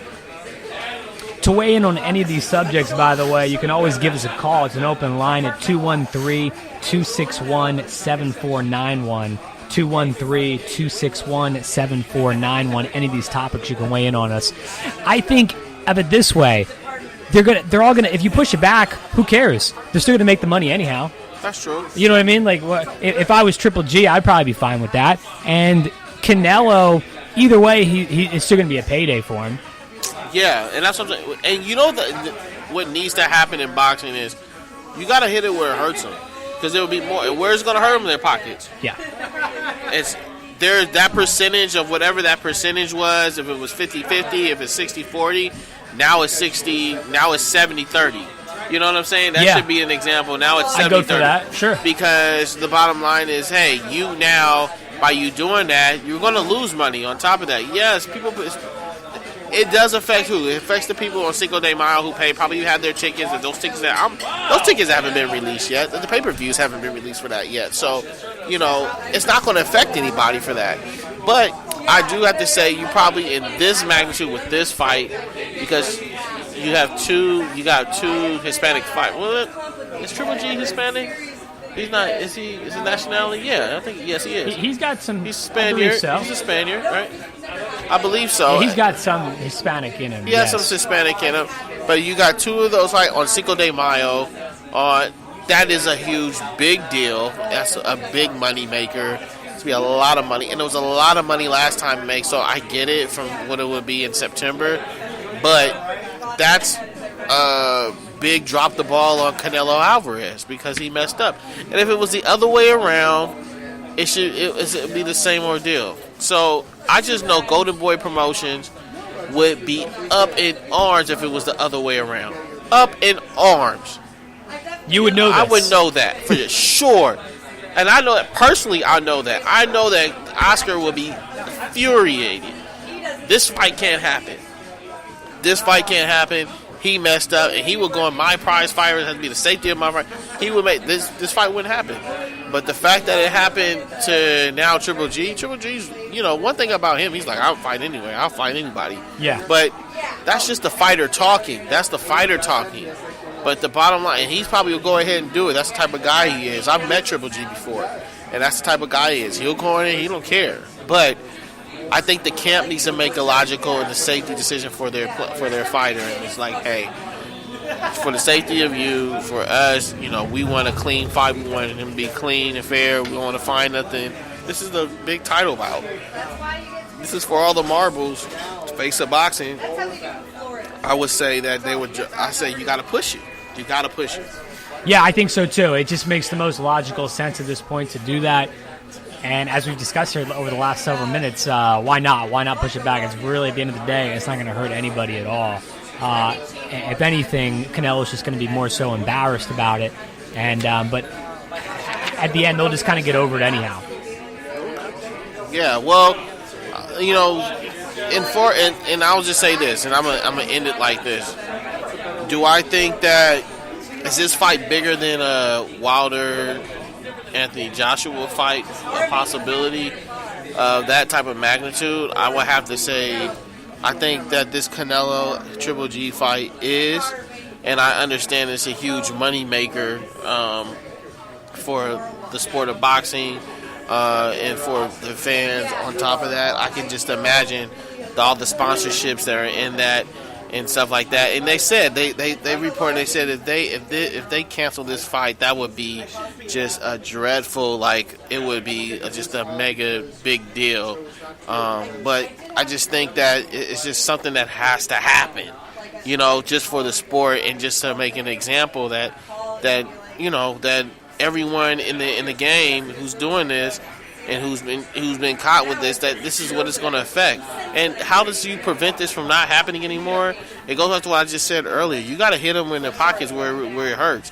Whatever that percent, that whole negotiating thing is, it needs to be in that contract, whatever that negotiation is, that if anybody tests positive for anything, 10% goes off of that and goes to the other opponent from your whatever you're supposed to be making from that. That's just the best way to do it, and we'll push the fight or we cancel it all in one. I mean, that's how I would go about doing it, but because that would prevent a lot of this stuff happening. But your camp, you pay your camp boxers, they pay their camp a lot of money. They got nutritionists and things like that. That's the type of stuff you're supposed to manage. If it was in the meat, but I just don't believe that. But if it was just supposedly in the meat, that's the type of stuff you're supposed to manage. You have nutritionists that constantly watching what you eat. That should be something like, no, we can't have that. That's why I said, give me a break. They weren't on top of it? Yeah. Not a chance. Hey, let's segue now to some NFL news. The Rams were wheeling and dealing today. They traded linebacker Alex Ogletree officially to the Giants. They also traded away a 2019 7th-round draft pick. In exchange, they're going to receive 2 picks in this year's draft, a 4th and 6th round selection here in 2018. Alex Ogletree, no longer with the Rams. He's now with the Giants. Basically, the Rams, I like the move because they're getting draft picks, and they're going to make the team even younger and better. I think it's a good move for them. I think it's a good move, kind of just looking ahead here, and they're gonna get a pick, some later picks in the draft. You can get some steals sometimes in that sense. I like the move here for them long term. Yeah, I mean, for long term, it's great. I think the better move they made this year was getting rid of Tavon Austin. That was helpful. I think that was the much better move they got. Because bottom line, he wasn't doing much for them. But Ogletree, he's a great player for them. He was a great player for them, but they're getting young. They want to get younger. And look, let's just say it. I think the trades are great for the simple fact that this draft this year is going to be a pretty good draft and a deep draft. Deep is the key word. Yeah. And there's a lot of potential of players there. I think the Rams are making the right moves at the right time. I think they found their quarterback. I think they found their niche. They know what they want. They know what they have. And I think they're just adding a few pieces. I don't think they need to add too much. But I'll say that was a good decision. But I think the even better decision was the Tavon Austin trade. And I believe they got the guy from Kansas City for that trade. It was I forgot his name. He's a wide receiver, but I believe they got, I think he's a DB or receiver for Kansas City. But I think it was great. They have made some fantastic moves. I think Rams fans should be excited and about the upcoming season because when you look at it, that NFC this year will be another battle this year. With trades, that's being made and things that are happening. Seattle Seahawks are trying to get back in the running of things, and so I can see it be a battle. The teams are definitely better in the NFC this year. No question. We've talked about that here on Behind the Mic, how deep the NFC West division is going to be next year with the improved quarterback play. That's why I said that, Arizona really is going to, they're big players here for Kirk Cousins and or potentially Nick Foles via a trade from Philly just because of how they're really starting from scratch with a new quarterback, rookie head coach, competing in a division now with quarterbacks by the names of Russell Wilson, Jimmy Garoppolo, and Jared Goff. So the West is deep. The conference as a whole is deep at this point in the NFC. Like I said, I think it's a good move for long term for this team. We'll see how it plays out. Another trade today that happened, though, in the NFL was Michael Bennett. We discussed this last week, Keith, last Thursday, talking about the state of the Seahawks, what they were going to do with Bennett. They've parted ways officially with him, traded him to Philly today. The Eagles get him in a trade. This, to me, signals that this is probably the Seahawks think at least this is towards the end of his career, and he doesn't have many years left. Yeah, I think that, but also, I think the Seahawks are trying to clean house. I think, like I said, we mentioned it last week about just people listening after people tune you out after a while, tune out coaches after a while, and doing their own thing. And this team has been together for quite some time, has had some great success, have won a Super Bowl together, have lost the Super Bowl. And I think ever since they lost that Super Bowl against the Patriots, they really haven't bounced back from that. And they've tuned out their coaches. They've been having off-the-field issues. Marshawn Lynch in that time has left and went over to the Oakland, retired, and then went to play for the Oakland Raiders. But the real reason was he was trying to get out of Seattle. A guy who only retires for a year and then comes back. It was the real reason he was trying to get out of Seattle. And I think it was having a lot to do with the fact that they tuned out Carroll, and Seahawks front office wants to stay with Carroll. So by staying that, Carroll's like, look, we got to make the playoffs this upcoming year, but we need to get younger, and we need to get guys in here who are not going to tune us out and is going to listen in response to what we're saying. So I think it was a great move for that point. I think it was good for it. Look, and I think it was a fair move. The Eagles, they get a veteran linebacker who is great, is a great player, who's probably, at the tail end of his career, but still can do something. Reminds me of the Patriots' James Harrison. James Harrison's a guy, he's at the tail end of his career, but he can still get you a few plays, get you a few sacks. I think Michael Bennett's that same way. So I think it was still a good pickup for them, but I think the Eagles on their side, they got a lot of decision-making they need to do in terms of also those running backs they have. They got Jay Ajayi, they got LeGarrette Blount, they got Darren Sproles still, who I think they're going to get rid of. They got Clement. So they got a lot of guys, and they got to make a decision what they want to do. But I can see they're making moves, and they got a great DB. They got, Michael Bennett at the tail of his career, but I think this is a good move for the Seahawks as well. So good move for both of them. I want to talk about Philly and Nick Foles specifically in just a second. In exchange for this trade, Seattle gets back wide receiver Marcus Johnson, as you said earlier, Keith, off the air, I believe, and also a fifth-round draft pick. The trade will become official on March 14th. So that's how that trade officially went down. Nick Foles, reports came out this week that the Eagles are trying to trade him, or at least they are listening to offers. Yes. They're not going out of their way to trade him, but they are listening to offers to try and deal him to another team. We've talked about this after the Super Bowl, where he could potentially end up. Has anything changed for you as far as what would be a good suiting team for him? I know you were really high, and probably Stu are, on Arizona. That would be a good spot for him, but I think the real question is what is a fair exchange for another team? What would you give up to get Nick Foles?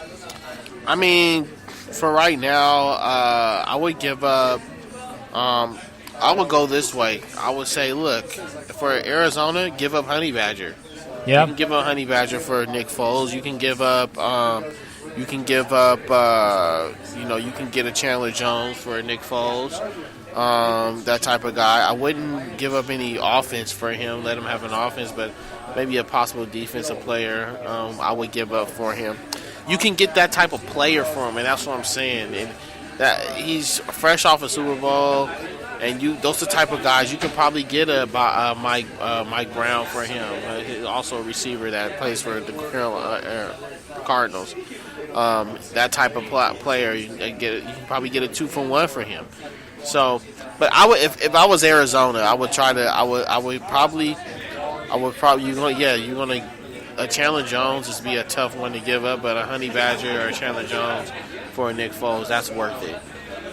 That's definitely worth it. Other places, the landing spots. I mean, if you wanted to go the Denver route, I know Kirk Cousins was a way, but I think Kirk Cousins would be off the table if they can get Nick Foles. I think for Arizona. Yeah, I know if Denver. I know Denver was after Kirk Cousins. Yep. But I think the fact that they're going to be listening to offers, why not Denver make a strong push on Nick Foles? Oh, I think they have to. That you have to. Yeah. You definitely have to. But the type of person I can see the Eagles wanting to give up is they're going to try to go after like an Emmanuel Sanders or, I don't think you would give Von Miller for him, but you can get maybe DeMarcus Ware maybe. Yeah, see, this is the thing, is how much is Elway going to want to give up? Yeah. That's what this comes down to, because there is talent there. There has been for several years now on both sides of the ball. Uh-huh. But is he going to want to part ways with some of those guys? I think that's the big thing, and they're probably going to have to unless they're just going to be fully invested in drafting their quarterback for the future, which for them, I don't think you can be. You have to take all measures and all steps at this point to try and win now with the talent you have, because, Emmanuel Sanders, how many more years is he going to have a lot of catches for that offense? You look at Demaryius Thomas. Yeah, Demaryius Thomas as well, just another guy there. And the defense, Von Miller being an elite pass rusher in this league, you just have to take advantage of that. And I know Elway, there's no doubt he recognizes that, and he's an aggressive general manager. We've seen that. And he'll just have to continue that as now. But, yeah, that's the thing, is they're going to have to probably part with one of those guys in order to get a Nick Foles, unless they make a very, very serious push at Kirk Cousins, which they're trying to. Yeah, they're definitely trying to. But I just think when you look at it, when you start looking at things and Nick Foles is available and people are going to listen to what they're going to offer, he's the number one priority for all the quarterbacks. He's just immediately jumped to the front. Yep. He's fresh off of the Super Bowl, so, and this works in the favor of of the Eagles. For him, that just tells you that he's wanting to be traded, because he's saying, look, if you're gonna go with Carson Wentz, then I need to be traded. The writing's on the wall, and look, I was before the Super Bowl, I was as big of an advocate of saying that if Philly were to win the Super Bowl with Nick Foles, that you might be worth a look for next season, but. Yeah.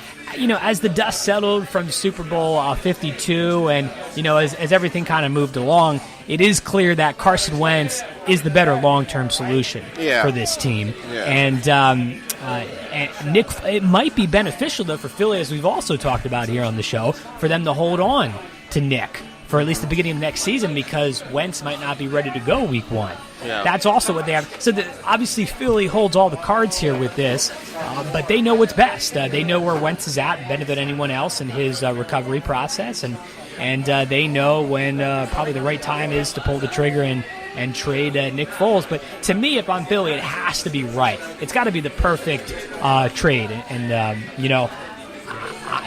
if we're talking about draft picks, for a quarterback who just won the Super Bowl, I think I accept nothing less than a first-round pick.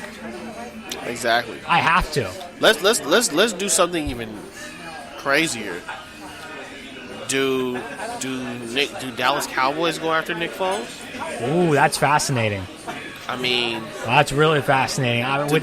Yeah, the whole dynamic of now Jerry Jones is an owner who would obviously who would be for something like that of making a blockbuster splash.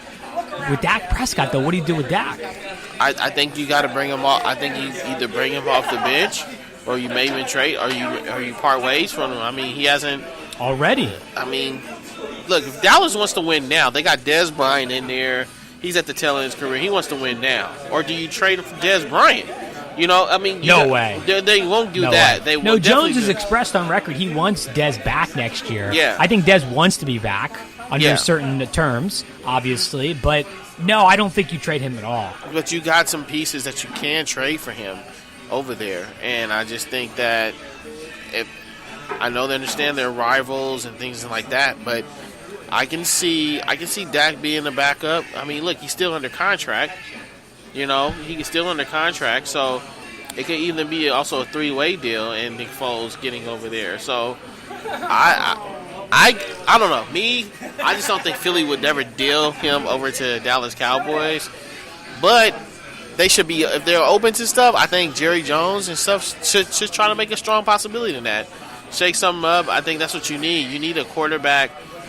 The type of style that they play with the Tony Romo and all that stuff, that seems like that's a Nick Foles type of place to go. See, the thing with Dallas, though, is the problem has been on the defensive side of the football. Yeah. And offensively, they were inconsistent last year, but I still like Dak Prescott. I will take him over Andy Dalton, Joe Flacco. Yes, I know Joe Flacco won a Super Bowl, but it's been a long time, Joe? Keith. It's been a long time. Are you kidding? You know, I almost jumped across this. At this point in time, Joe Flacco. Yes, I did. At this point in time, Joe Flacco, I'm not convinced he'll win way. another playoff game in his career. No way. I will take, as of today, Dak Prescott over Joe Flacco. And what he's able to do. Look, they have a fantastic offensive line in Dallas. It's been solid. We know that. They have Zeke Elliott. The suspension is over now. Next year, he's going to be back from the get-go, day one. You're going to have him in the backfield. They've already got two aspects of the offense figured out. All Dak has to do is protect the football. You said Joe Flacco. Yeah. No. What has Joe Flacco done since winning the Super Bowl? Absolutely not. Joe Flacco always shows up in the postseason. There's no way. But when was that? When was that last postseason? Man, look what he had around him. Joe Flacco, what he has around him, you put Joe Flacco on the Dallas Cowboys, Joe Flacco in the Super Bowl. They're beating the Eagles for sure. I don't know about that. Joe Flacco, they're beating the Eagles. I don't know about that. It's a good Both Philly times. defense. They're beating the Eagles both times. I don't know. I look at Joe Flacco. He had an opportunity to knock off the Cincinnati Bengals. Joe Flacco is like the top. He is the top 5 in the NFL. Top 5 quarterback. Joe Flacco. Get out of here. I can give you top 5. Give me 5. Brady. We've got Aaron Rodgers. Russell Wilson. That's 3. Let's go with. At this point, from what I've seen, I think Jimmy Garoppolo is a better quarterback. No. You're searching, Brad. Give me Matt Stafford. Joe Flacco's in there. Give me Stafford. Joe Flacco is in there. No, you're searching. You're like, who else? Joe Flacco's in there. As a pro, Joe Flacco is top 5 in the NFL right now. I don't think he's better than Eli Manning is at this point. I'm going to play that one. Eli Manning had Eli Manning is last good. year. Eli Manning's good, but to me, in that top 5 order, you got Tom Brady, Aaron Rodgers, Russell Wilson.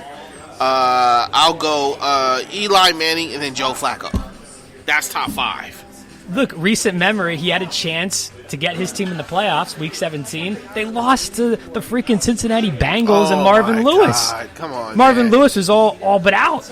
Yeah, off a Hail Mary play. He wasn't even on the field. Joe Flacco already had put the points up. It was Andy Dalton that drove that ball down the field. That was a 90-yard play to win the game. They still won the game. But Joe Flacco drew him. Let's just say before that happened, Joe Flacco drew him 80 yards down the field to score to put him up front. I'll give you that, but he's been more so inconsistent than consistent in recent years. And the team just doesn't have the record in the playoffs, doesn't have the resume to show for it the last few years, since he's won the Super Bowl. That one year when he won the Super Bowl, he was phenomenal in the playoffs. phenomenal. But the problem is that so many people, that has like almost blended together now in people's memory over the years, and they think that 1 year was like 5 years worth. He's good, but he's not top 5. Somebody please call in. He's not top Brad. 5. Somebody please call in and tell Brad that Joe Flacco's in the top 5.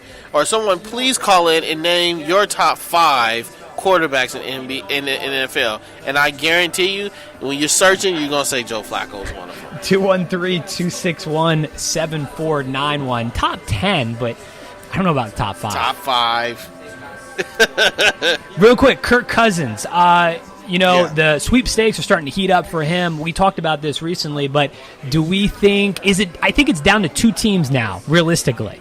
I think it's Minnesota and I think it's the Jets. Really? You think so? I think Arizona's out. I don't think, even though he posed a picture with Larry Fitzgerald, they're tight, but I don't think he's going there. Denver, I don't think he's going to Denver either. I just think I gave you my points before of why I think he should go to the Jets. And I think it's the Jets in Minnesota at this point. What do you think? It's hard. It's hard to call. I don't want to just put out the Arizona Cardinals to right now. Yeah, I know you're favorable to them. Well, but my reason why is because again, I think he wants to be a face of a franchise, a face of a program, and I just think that's the best situation for him to be that face of the program. The Jets, when you look at the Jets, you know who you're facing. You're going you're in the AFC. You still in that caliber. You're still gonna be playing Brady. You're gonna play Brady. Yep. I think that's a good. You're gonna play Brady. You're gonna play Ben Roethlisberger. You're gonna have some players that you're gonna play against, but I just think that's really tough. I think the lighter side will probably be Arizona because they're the NFC West. I mean they're in the West, right? No, they're in the West. Yeah, out here in the Rams. Yeah, division. the Rams' division. I just think that. You don't have any strong quarterbacks except for I think Russell Wilson's in there. In the West, NFC West. Wilson, Garoppolo, Jimmy Garoppolo. He's up and coming, but proven. They're pretty damn good last year. Proven. Like playoff wins, Pro Bowl. Pro Bowl. Okay, I'll give you that. Proven Pro Bowler. But from what I just have to go off of what we've seen so far. The sample proven size. Pro Bowler. You got Russell Wilson. Yeah, I got you on that. So, I don't know. I think he can get a lot more money in Arizona than what he can get in the Jets. I think the Jets would be a great place for him, too. I disagree. You disagree? I can get more money. The Jets are $100 million under the salary cap. I just can't see them. I can't see them tossing them a lot of money. I can't. I know they're fiending for a quarterback. I can't see. Not with Nick Foles and there's other quarterbacks out there. And Cousins, he's all right. He's a good quarterback, but he's really to me, Brett, I'm just not a believer in Kirk Cousins. He hasn't really proven nothing. And we're in agreement on that. He's not the second coming of Joe Montana by any stretch. But again, I'm always going to go back to the fact that teams are desperate for quarterbacks. Certain teams, specifically one of them, the New York Jets, who I'm telling you, Keith, they have to hit on this quarterback this offseason. They have to do it. I mean, I know Jet fans. I'm friends with a Jet fan. There's no way that management with the Jets organization can explain to their fans why they didn't go out when they had a chance to pay Kirk Cousins when they're $100 million under the salary cap. I will repeat it again, $100 million under the salary cap. There's no excuse. They're not going to draft anybody. They're not looking to wait. There's no more long-term projects. The Geno Smith days are done. There's no excuses. Kirk Cousins is their guy. If they don't get him, it's going to be very disappointing for them. I don't know if it's not disappointing because you still got look who you still got out there. I mean, you still got the Minnesota quarterbacks that are still out there that are looking for jobs. You still got Nick Foles. You got quarterbacks that are just as good. Sam Bradford is just as good as Kirk Cousins. I think Teddy Bridgewater has to prove himself, but it looks like Teddy probably will stay in Minnesota. But you got Nick Foles out there who just won a Super Bowl, and he's number one out of all these players. Out of Kirk Cousins, he's above Kirk Cousins. Like, I don't think the Jets. I think the Jets have to get Sam Bradford, Nick Foles, there's Kirk Cousins, there's Teddy Bridgewater, there's 4 quarterbacks out there. You know Eli's staying, but you got 4 quarterbacks out there that are decent, that are pretty good. But I think you got to get one of those. Out of those 4 that I named, you got to get one of those. You don't get someone in the draft, but you got to get one of those. And I think that would do his due diligence. But I just don't believe Kirk Cousins is the answer. He's not the answer. Maybe out of those 4, though, that you just mentioned, Keith, who would you say is the best right now? Nick Foles. Yeah, I don't think the Jets are. I don't think even Foles is on their radar. I think that's the problem in that sense. That's because they wanted some trades. But I'll put it this: if you can trade Nick Foles for some money, you can do that too. If they're $100 million under the salary cap, I would trade Nick Foles for a pick and some money. If they're $100 million under the salary cap, which you say they are, yep. Why not? Why not the guy that beat Tom Brady? Why not bring him and put him in his backyard in the AFC? Why not? You play them twice a year. I would. I think the knock on Foles is that, and it's not his fault, it's just the sample size. I think that's the biggest thing, and you can look at this from 2 different ways, obviously, which we have done, but I think that's what's scaring certain general managers is committing to him long term. Okay, Nick Foles is going to be my guy. I'm going to invest the farm in him. There's no doubt he's going to be my quarterback for 10 years. That's the question that if you are a team like the Jets, who is looking for that long-term answer, has been searching for since Joe Namath, arguably. I think that's what you really have to ponder.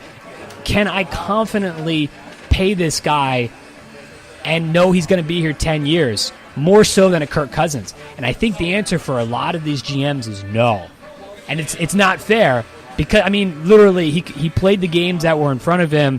He played phenomenal. Obviously, as we know, one of the great stories in the history of the postseason of the league, what he was able to do. But based off of the sample size, people think there's more upside to Kirk Cousins long term. And, it's hard to argue with that. Now, Washington obviously didn't do much, but he put up the stats. And that's what's driving a lot of this. And I think, to me, the Jets, their top guy is still Kirk Cousins. Nick Foles Minnesota might look more towards him. Because I think there's no doubt Foles is better than Case Keenum.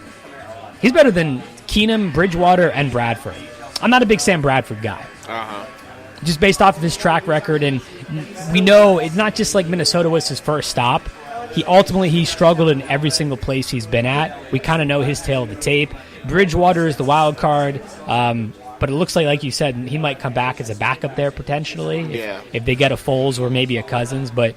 To me, Foles to Minnesota makes the most sense. Cousins to New York, that would make the most sense as well. I mean, man, these guys. There's more drama filled with signing a quarterback, probably since the biggest offseason since Peyton Manning was essentially a free agent. Does that sound about right? I totally agree. Yeah, I mean, there's so much drama with these guys, and it's just it's the going rate, and that's the thing. No, I don't think Kirk Cousins is Kirk Cousins. I do not think is going to lead you to the promised land. I do not think that's the case, especially not the way that some of these potential suitors for him are currently constructed. I don't think he is that guy, but he's the best guy on the market for that. Yeah. So, and that's just what you have to work with. Final thoughts here on Behind the Mic. Keith, what stands out to you? Kobe Bryant winning an Oscar. Congratulations to the Mamba. I just think, even though there was some people that were unhappy for the simple fact that he won an Oscar and tried to pull up an allegation that happened 16 years ago that it wasn't even true. I think that just baffles to me.